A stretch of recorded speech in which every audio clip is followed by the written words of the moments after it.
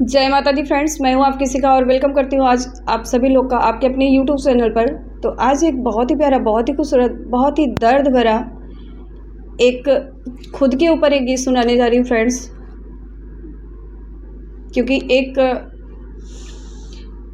माँ का ना होना एक बेटी के दिल पे क्या गुजरता है वो बेटी ही समझ सकती है फ्रेंड्स, व्यक्त नहीं किया जा सकता है शब्दों में। तो आज आप लोग के बीच में वो गीत लेके हाजिर हूँ।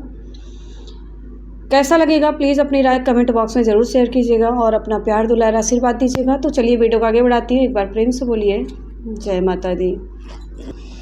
फूट गईल मोर किस्मतिया हो बिना माई के बिटिया, फूट गईल मोर किस्मतिया हो बिना माई के बिटिया, फूट गईल मोर किस्मतिया हो बिना माई के बिटिया। माई मोरी होती दर्द मोर जनती, माई मोरी होती दर्द मोर जनती, भौजी न दे कंवरिया हो बिना माई के बिटिया, भौजी न दे कंवरिया हो बिना माई के बिटिया।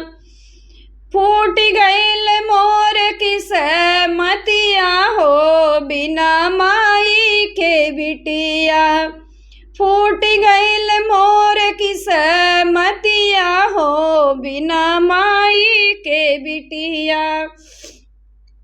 माई मोरी होती खबर मोर लेती, माई मोरी होती खबर मोर लेती, भौजी न ले खबरिया हो बिना माई के बिटिया, भौजी न ले खबरिया हो बिना माई के बिटिया।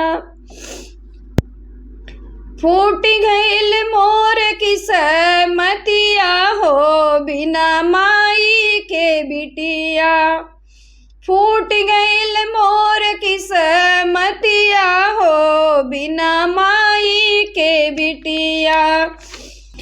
माई मोरी होती त हम काम गौती, माई मोरी होती त हम काम गौती, भौजी न पूछे मोरे हलिया हो बिना माई के बिटिया, भौजी न पूछे मोर हलिया हो बिना माई के बिटिया। फूट गईल मोर किस्मतिया हो बिना माई के बिटिया, फूट गईल मोर किस्मतिया हो बिना माई के बिटिया। जय माता दी फ्रेंड्स, गीत कैसा लगा कमेंट बॉक्स में ज़रूर शेयर कीजिएगा और अपना ढेर सारा प्यार दुलार आशीर्वाद दीजिएगा। तो चलिए वीडियो का एंड करती हूँ, मिलती हूँ नेक्स्ट वीडियो में। तब तक के लिए बाय फ्रेंड्स। एक बार प्रेम से बोलिए जय माता दी।